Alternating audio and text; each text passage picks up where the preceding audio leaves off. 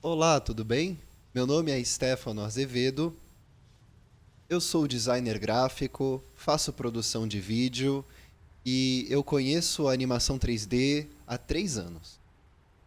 Que legal que você encontrou esse vídeo, primeiros passos da animação 3D. E o objetivo desse conteúdo é trazer informações sobre 3D na linguagem mais simples possível para que qualquer pessoa entenda. Tem um resumo de cada coisa que eu vou falar hoje. Habilidades do animador 3D, ferramentas do animador 3D, mesh, shader, iluminação, renderização e animação. O que você já traz consigo como primeiros passos nessa aventura? Primeiro de tudo é a motivação profissional. Eu acredito que a área de mídias digitais é uma área que está crescendo e está demonstrando a sua importância. E os profissionais dessa área estão sendo mais requisitados. O mercado quer que a gente conheça edição de vídeo, produção de áudio, design gráfico, web design. Eles querem que a gente saiba fazer tudo. E se você souber, a animação 3D pode ser acrescentado para todas as suas produções. Pode ter algo 3D ali. O design de um logotipo pode ser 3D. E qualquer tipo de vídeo que você fizer, você pode trazer o 3D ali para tornar o seu trabalho mais sofisticado e mais valorizado, ok? Se você já está trabalhando na área de produção de mídias, vai valer muito a pena você assistir esse vídeo até o final. E também, gente, não vamos descartar que a motivação pode ser uma ferramenta de expressão pessoal, tá? Para sua própria expressão artística, para você criar memes, para você contar uma história utilizando do 3D. Eu acho que o animador 3D precisa ter essas habilidades de artes visuais e informática e combinar esses conhecimentos. Então, no caso de artes visuais, seria muito bom se você já pratica desenho, escultura, pintura. Vai ser útil para você no 3D. O conhecimento específico da arte, da animação, vai ser muito útil aqui. Então, talvez você já tenha realizado animação do tipo stop motion. Porque stop motion é a técnica de animação mais simples de começar. Segundo tipo de animação que eu dou destaque é a animação digital, usando alguns programinhas de animação, como por exemplo o After Effects, é um dos mais utilizados hoje em dia. E, eventualmente, desenho animado. Se você já praticou desenho animado, você sabe que é um processo super trabalhoso. Eu te convidaria a tentar o 3D, porque você já andou pra caramba no seu conhecimento até aqui. Sobre os conhecimentos de informática, você sabe usar outros programas. Pode ser o pacote Adobe, pode ser qualquer programa, como saber mexer no Excel. A animação 3D ela vai ser feita no computador o tempo todo. Se você já sabe operar programas em geral, o conhecimento de informática em geral é útil, tá? Segundo lugar, eu diria o conhecimento de programação. Ele vai ser útil em alguns momentos da animação 3D. Mas isso não é obrigatório. Sobre os idiomas, pessoal, é muito importante saber inglês. A gente adquire muito conhecimento na internet, nos vídeos, nos fóruns. Então, para concluir, gente, se você já tiver algum caminho andado nesses 3 tópicos, artes, informática e idioma, inglês, eu acho que você já está muito bem encaminhado para começar no 3D, beleza? E eu queria muito que vocês soubessem que o 3D já está ao nosso alcance e que nós já podemos experimentar e criar com isso. Você é um brinquedo! Você não é o verdadeiro Buzz Lightyear! É só um boneco com movimento! Você é o brinquedo de uma criança! Você é um homem muito triste e estranho. Morro de pena. Adeus. Ah, é? Então boa viagem, seu maluco! Encontro com o Comando Estelar.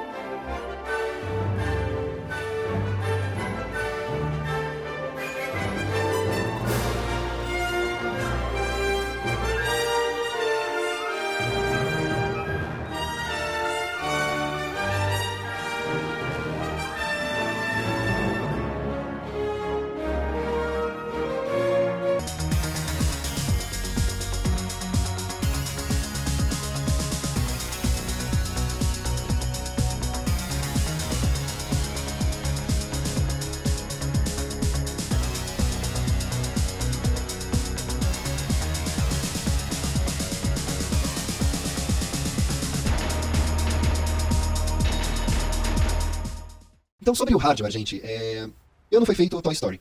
Gente, de 95 para cá já faz muitos anos, né? Então você pode imaginar que nesses anos a tecnologia evoluiu muito. Isso seria um equipamento que estaria dentro de um grande estúdio de Hollywood, de uma indústria muito rica. E um computador que precisava ser muito potente em 95, nos dias de hoje seria um computador mais acessível para todo mundo. Um PC gamer, pelo menos você deveria tentar um CPU de 4 núcleos, ou seja, um processador quad-core, dá conta do recado, tá? Mas mesmo assim não é algo muito barato, pessoal. Pelo menos já é uma coisa muito mais barata do que você fosse considerar décadas atrás. Vamos ver quanto que está custando um atual de 4 núcleos. A gente encontra ele aqui à venda por R$ 660, importado da China. A placa de vídeo, se você estiver começando agora, valeria muito a pena ter uma atual da NVIDIA, né?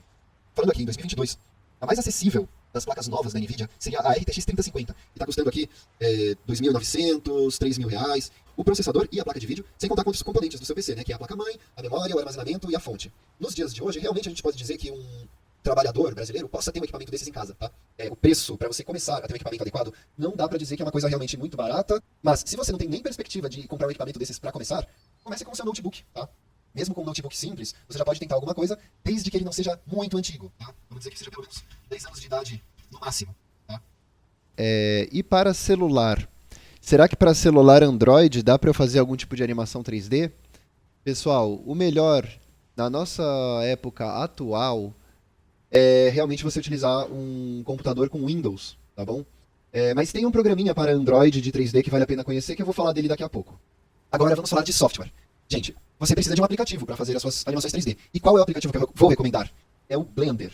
Gente, o Blender é um programa incrível. O importante de tudo a dizer é que ele é gratuito. Ele é 100% gratuito. Ele não é mais ou menos grátis, ou ele não é tipo, você tem que baixar e depois dar um jeito de que ele se torne grátis. Ele é um programa livre. Ele é um software livre. Ele é e sempre será gratuito. Mas, de toda maneira, tem alguns outros programas que eu gostaria apenas de mostrar um pouquinho para que você saiba que eles existem e podem ser úteis para você.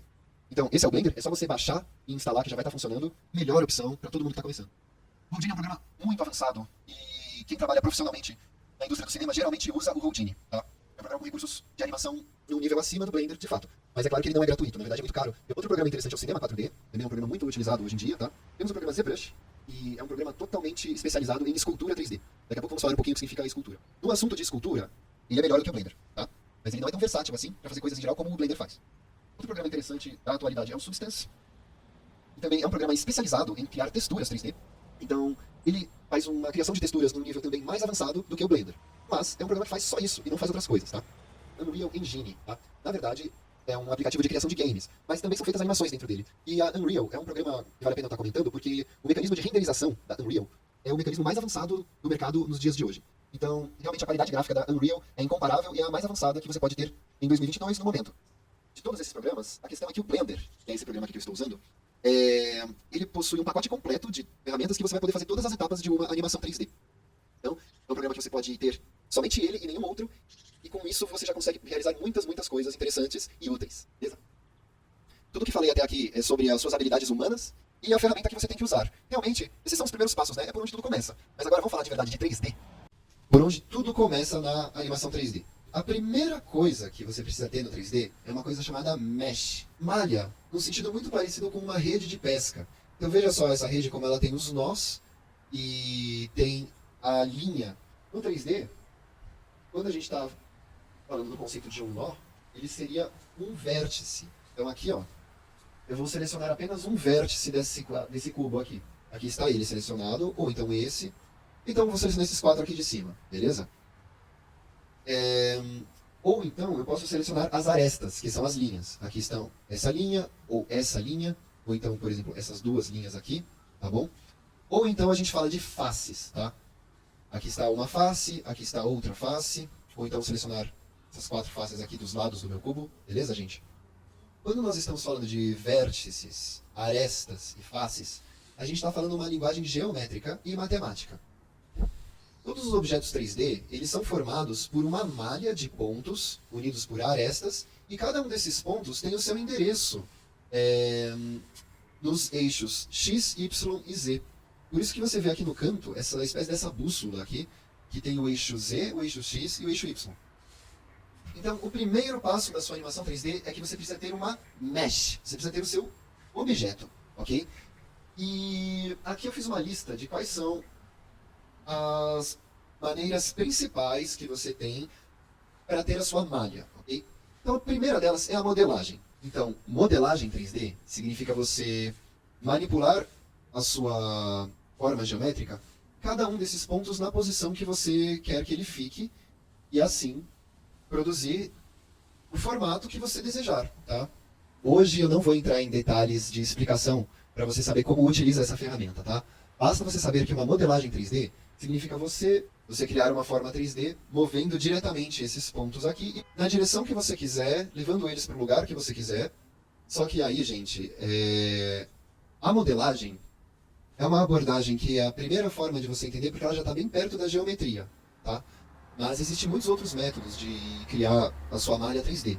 E outro método muito interessante é a escultura 3D. A escultura é um outro processo de trabalho onde você poderia imaginar que a sua forma 3D é uma bolinha de argila ou de massa de modelar e que você pode afundar ou esticar ou puxar ela. Vou fazer aqui um pequeno exemplo para vocês verem.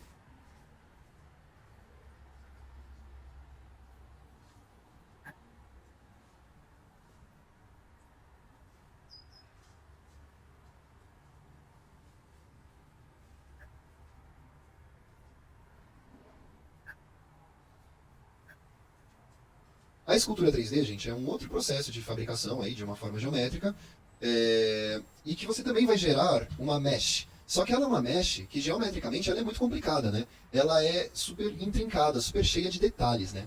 Então, o lado positivo da escultura é que ela te dá uma liberdade criativa muito parecida com o processo de escultura que as pessoas já teriam da cerâmica, da escultura em argila, em massinha de modelar. Quando você faz uma escultura, você acaba criando uma imagem com muitos pontos geométricos e depois você precisa fazer um recapeamento dela num outro processo chamado retopologia. Então, a escultura 3D é um processo super legal, mas lembre-se que ele não é um processo completo que te leva a fazer sua animação. Você precisaria fazer uma retopologia depois.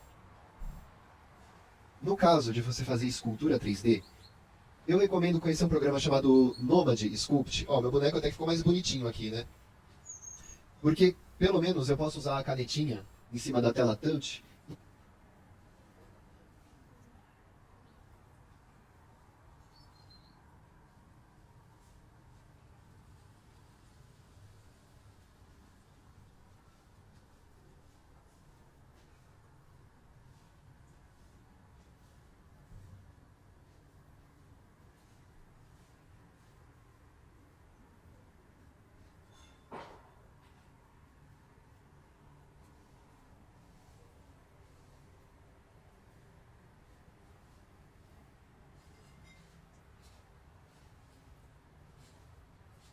Mas, com esse aplicativo de celular, não dá para fazer uma animação, dá só para fazer a escultura.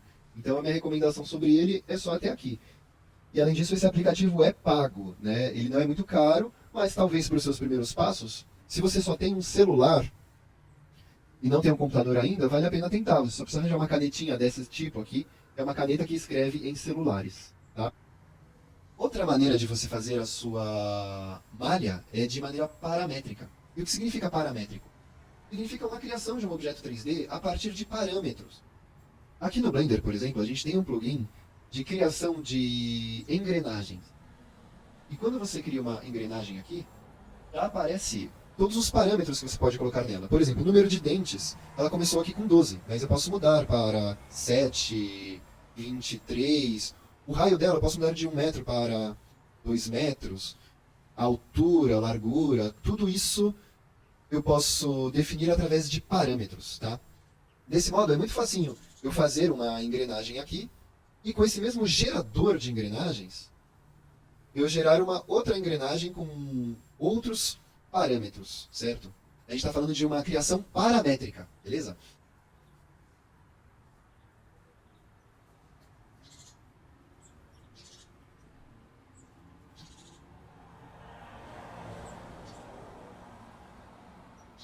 Então, pessoal, nesse exemplo, eu utilizei um plugin do Blender de criação paramétrica de árvores. Então, se você olhar ela aqui, ela continua sendo uma malha como qualquer outra. E pode ser editada ponto a ponto. Qualquer ponto dela aqui eu posso pegar e mexer assim, né? Como se fosse o processo de modelagem que eu expliquei antes.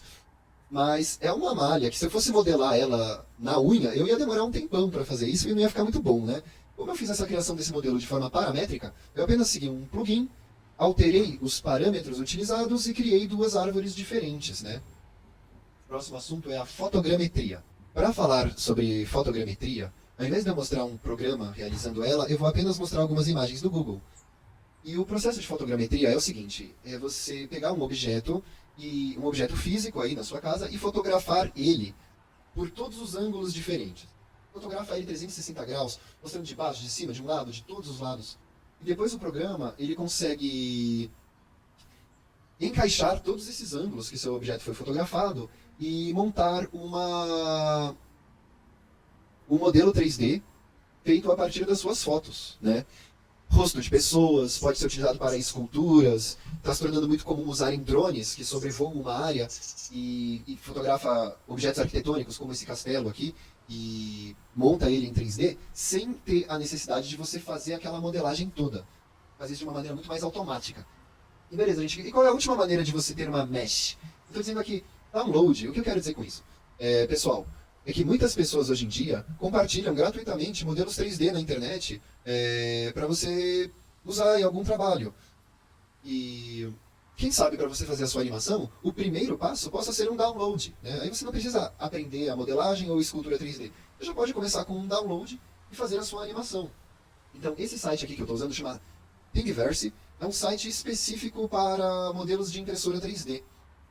Existem muitos outros sites, mas eu gosto desse porque ele é gratuito e você só precisa dar um clique para baixar as coisas. Então, por exemplo, vamos ver se temos aqui alguma escultura do Michelangelo. Então, beleza, temos aqui essas esculturas do Michelangelo aqui. Vamos nessa daqui, ó. Então tá aqui, gente, a minha estátua do escultor Michelangelo. Eu baixei ela gratuitamente da internet e já trouxe ela aqui para o meu projeto, tá? E às vezes vai ter pessoas que vão pensar, né? Ah, mas cadê a minha originalidade, né? Eu não posso ser um criador de conteúdo original se eu fizer download de coisas prontas. Ah, você acha mesmo isso? Aqui você vê alguns trabalhos do Beeple, que é um dos artistas 3D mais famosos da atualidade. E um dia ele falou sobre o processo criativo dele, e ele sempre começa pegando alguns elementos desse já de alguma coisa pronta na internet. Então, por exemplo, esse aqui que você está vendo que tem esses bonequinhos do Garfield. Provavelmente não foi ele que parou para modelar o Garfield. Ele apenas foi lá e pegou um que já estava pronto. Na cultura digital, é muito normal a gente fazer o download de alguma coisa, certo? Já está pronta, já é uma base para você começar, e a partir dali você criar as suas próprias ideias, as suas próprias animações. A exemplo do grande artista Beeple, que já é um artista 3D muito reconhecido hoje. Então, se ele faz desse jeito, por que a gente não faria, né? Então agora eu já falei tudo que tinha para falar de Mesh, já falamos de modelagem, escultura, paramétrica, fotogrametria e download. E você quer saber, qual deveria ser os seus primeiros passos? Se é o primeiro passo mesmo, começa então com um download, né? Você está começando, você já começa com um download e você já pode criar aí alguma ceninha, alguma animação, mesmo se você ainda não tiver aprendido a fazer as outras técnicas. Então, até recomendo começar por aí. Valeu, gente? Então, gente, a parte mais fundamental do seu objeto 3D é a sua malha, que é a sua forma geométrica tridimensional. Só que um objeto não é apenas a malha. Existe uma outra parte que compõe o objeto também, e é o shader. E para dizer uma definição simples de shader, o significado é a maneira como será mostrada aquela malha. As cores que serão definidas para aparecer naquela malha. Tá bom, pessoal? Você está vendo que essa malha aqui tem todos esses pontinhos, né? Mas a questão é, imagine se qualquer parte desse objeto fosse mostrada com a mesma cor. Vou mostrar para você como ficaria. Então, se todas as partes do objeto forem da mesma cor, aqui está como amarelo, né? Mas eu poderia pegar uma outra cor, tipo azul claro. Tudo bem que o objeto 3D está correto aqui, né? Olha aqui a árvore do lado dele, olha aqui os outros objetos. Ele está mostrando corretamente o que está atrás, o que está na frente. Mas se você olhar para o objeto assim, você não vai ter a menor visão de qual que é a forma dele correta. Como você vê aqui desse jeito, né? Por quê? Quando eu estou mostrando a minha cena assim, eu apenas dei uma cor para cada uma dessas malhas, mas essa cor não tem um shader, ou seja, ela não tem um sombreador. Ela é só uma cor plana, que está de igual para igual em qualquer parte da minha forma. Não importa se essa forma está perto ou se ela está longe. Se você não estiver usando nenhum sombreador, o que a computação gráfica vai definir?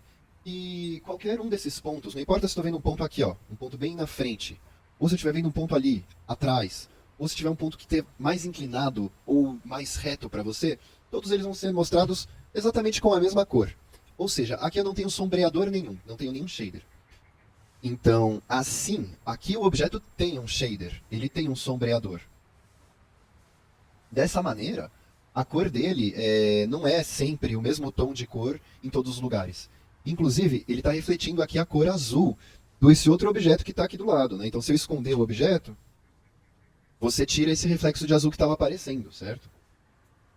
Se eu mostrar o objeto de novo, você pode ver que o reflexo azul apareceu por cima. Então, gente, vou colocar alguns shaders aqui em tudo o que eu estou vendo. E vou colocar um fundo também para a gente perceber melhor esses detalhes. na maioria das vezes, quando você está produzindo o seu próprio shader, você vai vir aqui nesse editor de nós, onde você vai ligar essas linhazinhas uma na outra, certo? E você teria muitas opções aqui de tipos de material a utilizar. Por exemplo, aqui um clássico da computação gráfica seria um material brilhante. Então eu pego esse material aqui e essa ponta eu ligo aqui no objeto. E aqui eu tenho um controle, se eu quero que ele fique mais brilhante aqui ele está refletindo praticamente tudo, né, igual um espelho, ou se eu quero que ele fique totalmente opaco aqui, beleza? Ou se eu quero alguma coisa meio termo. E aí o que acontece, pessoal? Tradicionalmente, esses materiais aqui, para você fazer o seu próprio sombreador, você iria pegar vários nós e fazer uma combinação de cada um desses nós aqui, até encontrar o material da forma que você deseja. Por isso que saber um pouquinho de programação pode ser útil no 3D, porque isso daqui é programação, só que não é escrever um código, né? Isso aqui seria uma programação apenas de ligar fiozinhos. Era assim que as pessoas faziam os shaders, até que chegou um dia que tiveram uma ideia, os engenheiros de computação gráfica lá dos estúdios Disney.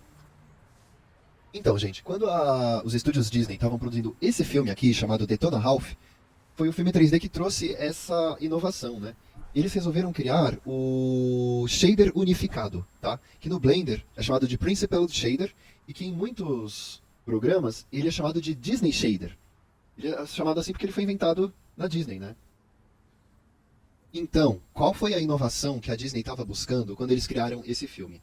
Eles queriam ter materiais que representassem as várias texturas, como por exemplo, a casca da fruta, a pele, o piso que tem um reflexo, mas eles queriam ter tudo isso dentro de um mesmo sombreador e fosse consistente para ser utilizado em vários casos, sem você precisar ficar trocando de um sombreador para um outro que fosse totalmente diferente. Então, nesse esforço da Disney de criar um sombreador só, um sombreador apenas, que pudesse servir para todos os casos, é que surgiu o Principled Shader. Então aqui no Blender, quando você cria um sombreador novo, por padrão, ele já te dá um objeto aqui com o Principled Shader. Eles compartilharam esse conhecimento para que os vários programas de 3D pudessem adotar esse método, né? Então, no Blender, quando você cria um novo material, de primeira esse material já vem com o shader unificado da Disney e as suas várias configurações. Eu vou mostrar para vocês aqui o que esse único shader pode fazer. Basta a gente deslizar essas barrinhas aqui para a esquerda e para a direita para a gente mudar várias propriedades dele. Então, primeiro de tudo, a cor, né? Vou colocar essa cor aqui. Então eu posso deixar ele metálico, posso deixar ele mais liso, olha que interessante. Ou posso deixar ele mais áspero, certo? Mais opaco. E posso tirar ele do metálico também, e deixar ele lisinho assim, e fica com uma aparência próxima de um plástico. Outro efeito bem legal que você tem aqui no sombreador unificado é a transparência. Então, e olha que legal, né? Ela já dá aqui a refração da luz, tudo isso automaticamente. Então, gente, uma coisa muito interessante da computação gráfica é que se você estivesse criando essas imagens por desenho ou por algum outro método, uma das partes mais difíceis é você decidir qual é a tonalidade de cor que vai te dar esse resultado, né? Eu imagino você pegando vários lápis azul, azul claro, azul escuro, e você mesmo ter que ter o discernimento de onde você vai colocar cada cor. E por outro lado, você poder ter tudo isso pronto automaticamente através do computador. É uma vantagem muito interessante, né, gente? Então, pessoal, eu coloquei aqui na minha cena agora alguns sombreadores que são de outro estilo, tá? Então, essa parede aqui com esses tijolinhos, ou esse chão aqui de madeira, ou então essa textura de metal com ferrugens aqui, nesse caso, esses materiais são o que nós chamamos aqui de texturas, né? E eu vou baixar aqui um PBR do Google, porque eu quero mostrar para vocês como é a anatomia de um PBR por dentro. Então, que tal esse daqui, ó? Tem uma parede de tijolos. Então, se você baixar um PBR da internet, você vai ganhar um arquivinho zip, tá? E dentro desse arquivo, você vai ter os mapas de textura, certo? Então, esse aqui, que normalmente é identificado como albedo, e às vezes é identificado como color, ele é um mapa de cor. Então ele vai definir realmente quais são as cores do meu material, tá? Então as cores, beleza, essas cores aqui, onde é marrom escuro é a cor do tijolo, onde é cinza é a cor do cimento. E essas variações aí de tonalidades de marrom. Esse segundo mapa é o mapa de aspereza. Então vocês lembram que eu expliquei que você tem esse valor mais áspero ou menos áspero? Então nesse mapa, onde você tem a cor branca, quer dizer que esse valor está no mínimo. E onde você tem a cor preta, quer dizer que esse valor está no máximo. E onde você tem tons de cinza, você vai ter aí 50%, 30%, algo entre o mínimo e o máximo. Isso quer dizer que, ao invés de você ter apenas um valor de aspereza uniforme pelo seu material inteiro, você vai ter esse valor de aspereza definido pelo mapa, onde você vai ter áreas mais ásperas e áreas mais lisas. Vamos continuar olhando o que tem dentro de um material PBR. Esse aqui é um mapa de altura, quer dizer que os pontos cinzas ou pretos ou brancos, quer dizer que você vai ter um deslocamento para que fique um pouquinho mais alto ou um pouquinho mais baixo, tá? E aqui nós temos um mapa chamado normal. O mapa normal é um conceito que a galera do 3D conhece, né? Mas para outras pessoas gera uma certa dúvida, né? O que será que tem de normal sobre isso, né? Eu tô vendo um mapa roxo. Então, quando eu tenho um mapa normal aplicado ao meu objeto, ele não tem um relevo de verdade no meu objeto. Se eu ver o objeto aqui de lado, eu vou ver que não tem relevo nenhum nele, ó, ele está perfeitamente reto. Mas ele cria sombras que obedecem essa regra que está definida por essas corzinhas aqui. Roxo, cor-de-rosa, verde claro. Porque cada uma dessas cores significa uma direção para onde a sombra deve estar apontada, tá? Então, com a combinação delas aqui, ó, você vai conseguir ter a sensação de relevo, tá? Mas essa sensação de relevo é apenas um truque, tá? É uma ilusão de ótica. Se bem que eu também tenho um mapa de altura. Então eu crio um relevo de verdade no meu objeto, tá? Não é mais uma sombra dando uma sensação de relevo fake. E é importante notar que esse relevo, ele está sendo produzido pelo shader, tá? A minha mesh, como vocês se lembram, o conceito original de mesh, a minha mesh continua a mesma, tá? Apenas quando eu estou vendo a visão dele com o shader aplicado, eu vejo ele com esse relevo, tá? E agora, combinando com os outros mapas que vieram aqui no meu pacotinho de material, que é o mapa de cor. Vou colocar aqui a cor. Então agora a cor está obedecendo esse mapa, certo? Onde é cinza, ele está pintado de cinza, onde é marrom, ele está pintado de marrom. Agora que eu coloquei esses diversos mapas, eu obtive aqui um shader, tá? Que é um material muito mais rico na maneira como ele é apresentado, certo? E o meu mesh, ou seja, a minha forma tridimensional, é apenas essa daqui, né? Então, também a gente tem um termo que se fala muito na computação gráfica, que são as texturas, tá? Textura e shader são conceitos que são correlatos, mas que não é exatamente a mesma coisa, tá? Quando você diz textura, você está querendo dizer esse mapa de cor aqui, que vai definir quais são as cores do seu objeto. Isso geralmente é chamado textura, tá bom? O shader, ele tem inclusive a textura, mas ele também tem todas essas outras propriedades, certo? Quando você está criando um shader, aqui no Blender, para você combinar as partes do shader, você vai usar isso que se chama um sistema de nós. E o sistema de nós está muito relacionado com programação. Por isso que lá no começo do vídeo eu disse que programação pode ser um conhecimento útil. Quando a gente fala de programação, a gente pensa primeiro em linhas de código, né? Que a pessoa tem que saber escrever uma linguagem de programação. Só que um sistema de nós também é um sistema de programação que nós chamamos de programação visual. É até mais fácil de começar, né, na lógica de programação, porque você não precisa aprender uma linguagem, você só precisa pegar realmente esses fiozinhos e ligar esses fiozinhos em buraquinhos, né? Você pega o fiozinho e liga ele num botão. Então, gente, agora vamos falar sobre iluminação no 3D. Então a primeira delas, a mais simples, é simplesmente você colocar lâmpadas na sua cena, né? Então, isso aqui é uma lampadinha 3D. Aqui eu ponho uma outra, certo? Eu posso ter alguns controles dessa lâmpada. Então, aumentar a força dela. Posso tornar essa lâmpada aqui mais forte, certo? Posso pegar essa outra lâmpada aqui e mudar a cor dela para deixar uma lâmpada azul. A primeira maneira de você criar a sua luz no 3D é você simplesmente apenas colocando lampadinhas aqui. Além da luz das lâmpadas, nós temos a luz do mundo, certo? Quer dizer que a sua cena 3D, o mundo todo vai ter essa cor aplicada de maneira uniforme em tudo. Então deixa eu mostrar como é que ela é. Por padrão, ele já deixa você com uma cor de mundo cinza claro, assim, certo? Agora, eu poderia colocar essa cor como fosse um tipo de um amarelinho, assim, ó.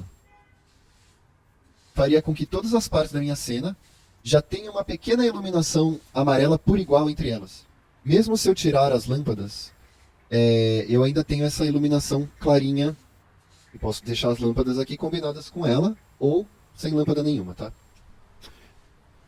Outro tipo de iluminação que eu acho interessante conhecer é a iluminação do tipo Sky Nishita.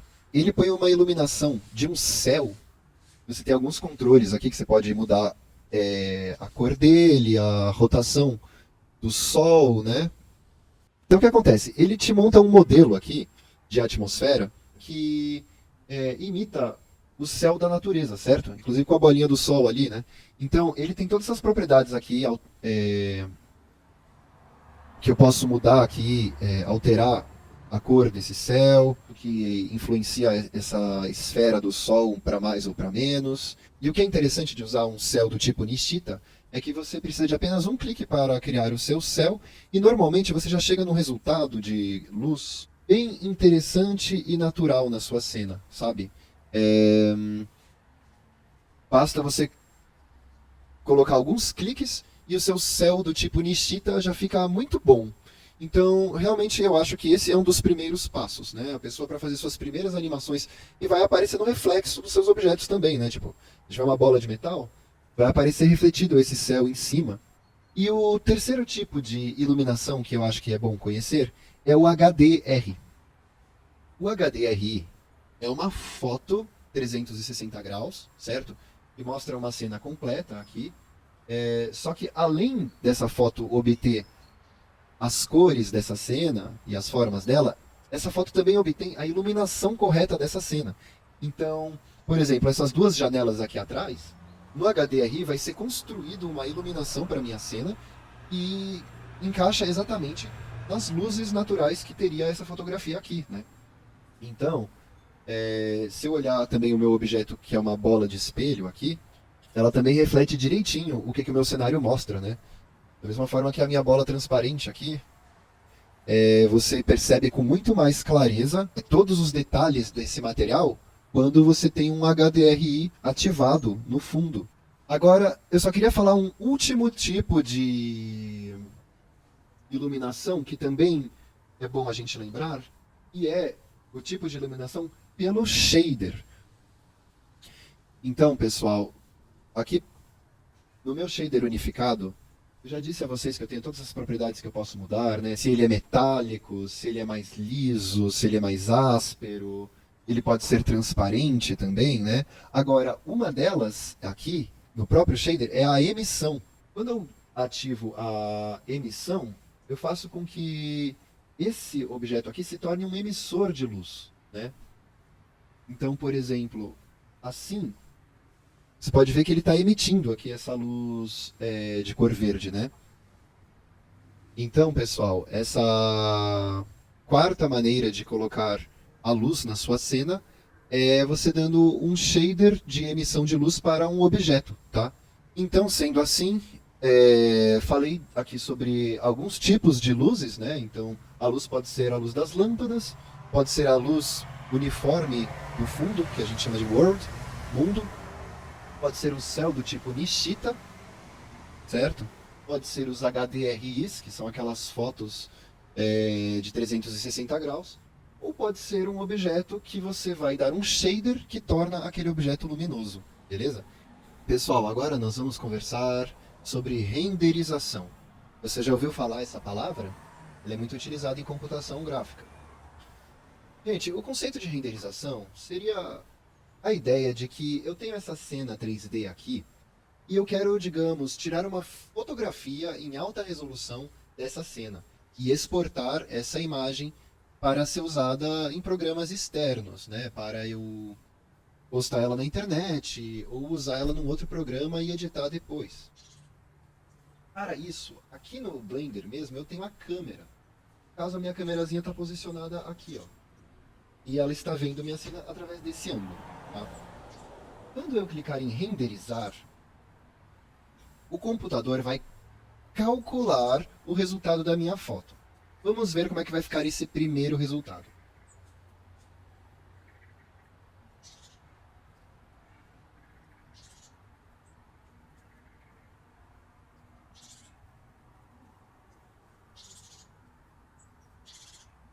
E esse resultado ficou muito áspero. Por que que acontece isso, não é? Gente, isso é por causa da maneira como é calculada a renderização. Então vamos fazer um raciocínio aqui. Imagine se você fosse usar o computador para calcular realmente todos os raios de luz que batem em cada objeto. Então imagina uma área do tamanho de 1 centímetro quadrado, beleza? 1 centímetro por 1 centímetro. Aqui, a ponta do seu dedo. Quantos raios de luz estão batendo agora nesse centímetro quadrado? Será que eu poderia dizer milhões de raios de luz? Porque o tamanho de um raio de luz é o tamanho de um átomo, certo? Então, você pode imaginar que não seria possível para o computador calcular 100% dos raios de luz para descobrir qual seria a imagem resultante, né? Então, o que o computador faz? Ele vai considerar vários fatores, né? Qual que é a cor daquele objeto, quais objetos estão na frente, quais objetos estão atrás, quais são os shaders, ou os sombreadores que aquele objeto está utilizando. E, já que ele não pode calcular todos os raios de luz, o que ele vai fazer? Ele vai, digamos assim, ele vai dar um chute de qual é a cor que ele acha que seria a mais próxima de estar correta para um determinado pixel. Ou seja, pessoal, vamos dar um zoom bem aproximado aqui, ó. Tudo que eu vejo são pixels, tá? E tudo que o computador faz é calcular. Ele é bem exato. Ele vai vir aqui nesse pixel, ele vai analisar todos esses fatores. Qual o objeto que está lá, qual é o shader do objeto, quais são as luzes e reflexos que batem sobre ele. Mas ele não vai calcular essa informação até ter a resposta 100% correta. Ele vai tirar uma amostragem, certo? Ele vai tirar algumas amostras e vai chutar qual é a cor que ele acha mais provável que esteja certa. E em seguida ele vai passar para o pixel do lado e repetir esse processo. E depois ele vai no pixel do lado. Por isso, quando você olha o resultante, alguns desses pixels não foi calculada uma cor muito correta para ele. Por isso que o resultado fica todo chiado, né? E qual é a maneira de corrigir isso? É aumentar o número de amostras. Então, vamos dizer que é como se fosse um chute. Ao invés de ele chutar para o gol 25 vezes, vamos pedir para ele chutar por gol 1000 vezes. Quem sabe ele acerta o gol da maneira correta com mais frequência. Então, vou fazer uma nova renderização aqui. O tempo dessa renderização foi de 14 segundos, tá? Agora, na próxima renderização, eu vou pedir aqui, ó. Aqui que eu atribuo o número de amostras. Em inglês é samples, tá? Então, ao invés de 25, dar 1000. Vamos ver o resultado agora.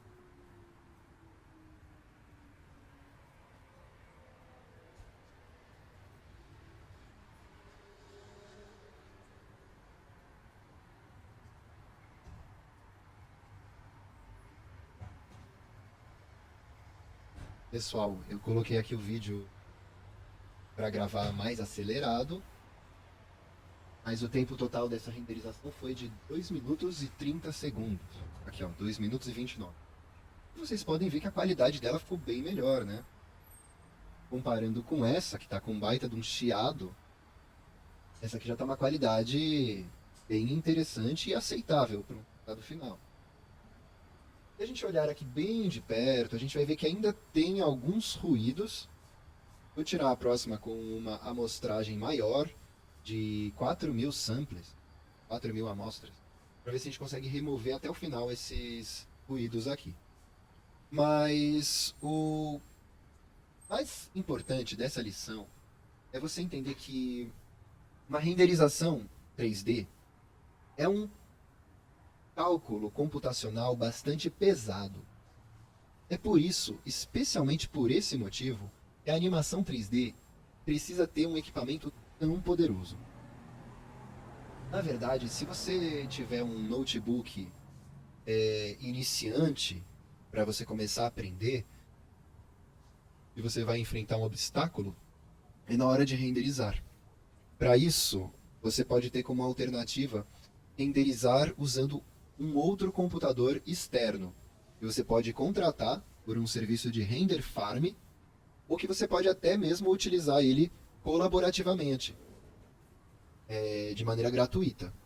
Então esse é o Ship-it, uma fazenda de renderização distribuída e gratuita e colaborativa, onde as pessoas compartilham o poder de processamento de cada um dos seus computadores para receber em troca ajuda com as suas próprias renderizações mais tarde. Deixa o PC ligado, ele ajuda a renderização dos outros, depois os outros te ajudam. Como fosse uma espécie de uma mineração de render. Agora, se você procurar no Google por Render Farm, vai encontrar vários serviços de fazenda de renderização que são pagos, né? Você tem que pagar ali uma quantia para poder ter acesso aos computadores que vão renderizar para você. O que é uma ótima saída se você não tem um próprio equipamento adequado, né? É interessante que hoje em dia você pode utilizar um computador externo que esteja na nuvem. Não precisa ser necessariamente o seu computador. É importante aqui nos primeiros passos você ter a consciência de como que demora uma renderização, e por isso é muito comum que nós vamos fazer um trabalho, a gente termina o trabalho de noite, bota para renderizar e vamos dormir para ver o resultado só na manhã do dia seguinte, tá? Então tem muita gente que acha que a animação 3D é um negócio que fica pronto na hora e nem imagina que pode demorar, né? Agora eu vou colocar uma renderização aqui de 4.000 amostras e vamos ver como que o resultado vai se diferenciar.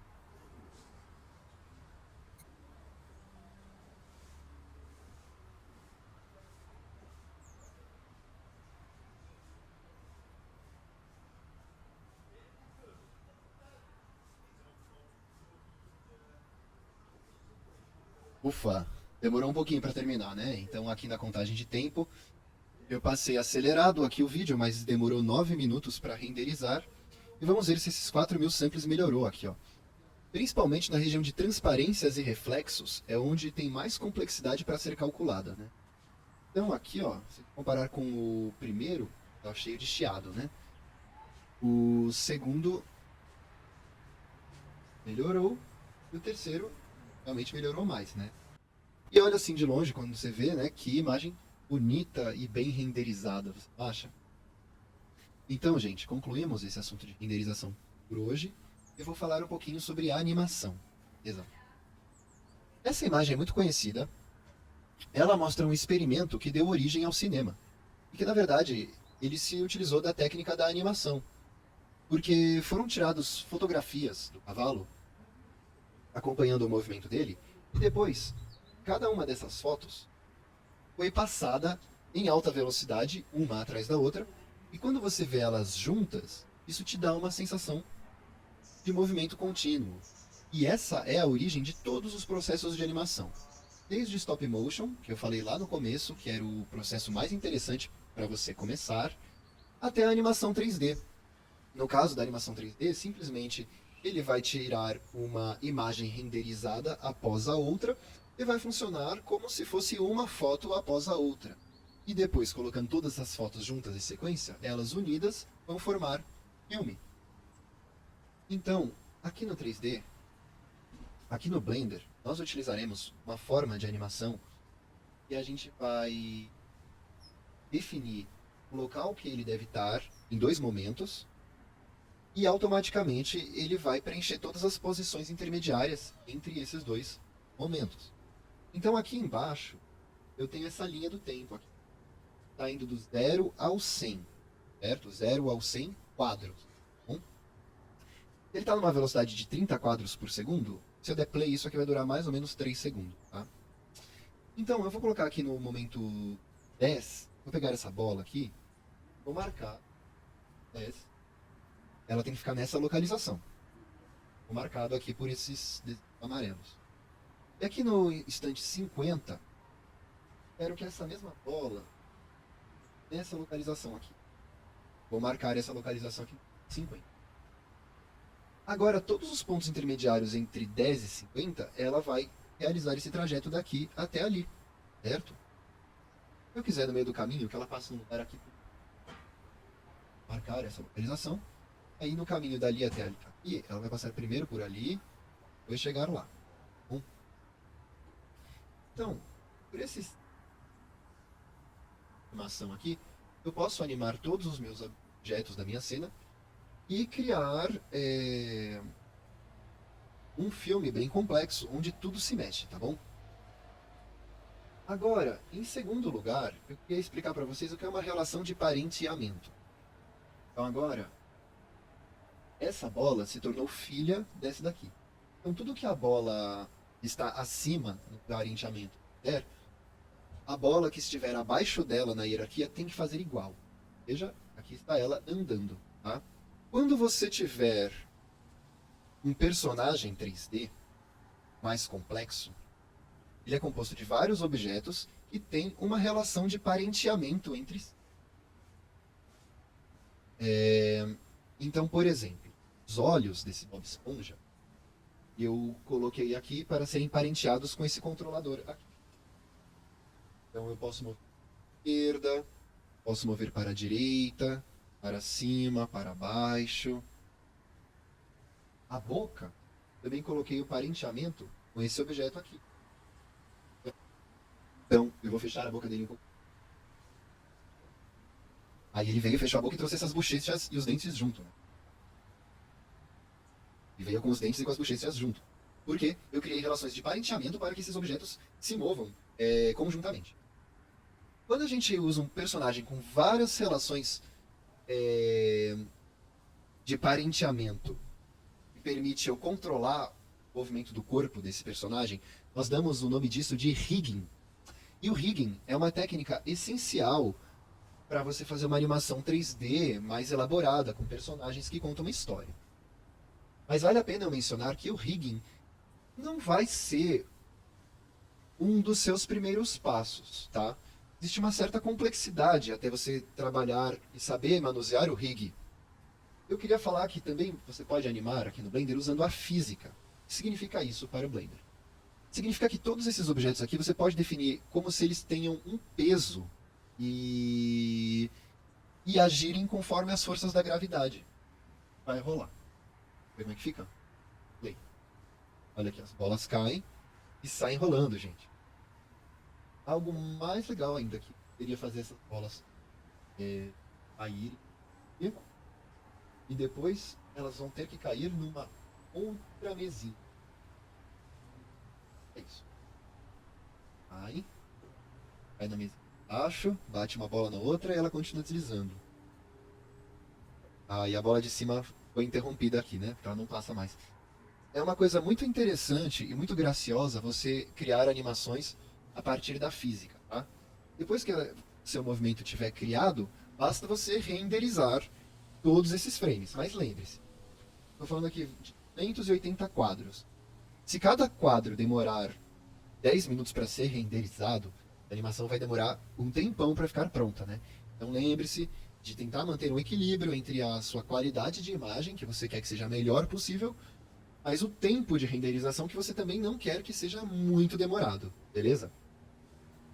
O importante aqui é que você já ficou sabendo como é que é a animação por keyframes, como é que é a animação por rigging e como é que é a animação por simulação de física. No caso da simulação de física, pode fazer muitas coisas além de uma bolinha. Pode simular fumaça, pode simular água, tecidos e muitas outras coisas complexas que virão pela frente conforme você aumentar o seu repertório de conhecimentos na computação gráfica. Pessoal, queria falar algumas palavras de conclusão. Esse filme foi criado com o objetivo de explicar os conceitos sem entrar em detalhe de como fazer cada etapa. Porque com o tempo, pode ser que você aprenda isso num outro software, mas os conceitos vão se manter os mesmos. A maneira de fazer pode até mudar, mas essa base ela não vai mudar, porque ela não é de hoje. Já é essa mesma base há muitos anos atrás. A animação 3D não é assim uma coisa tão nova. Queria concluir dizendo que eu possuo um canal no YouTube chamado Roots 3D. No meu canal, Roots 3D, está disponibilizado o endereço aqui. Eu coloco muitos vídeos ensinando algumas técnicas, ensinando algumas dicas e ensinando as minhas novas descobertas na área, coisas que eu tenho vontade de compartilhar e ensinar. Então, se tiver interesse, acompanha lá o meu canal e a gente se despede aqui nesse momento. Para mim foi um prazer realizar essa vídeo oficina com vocês e a gente se vê na próxima. Obrigado a todos de coração. Valeu, pessoal. É nóis.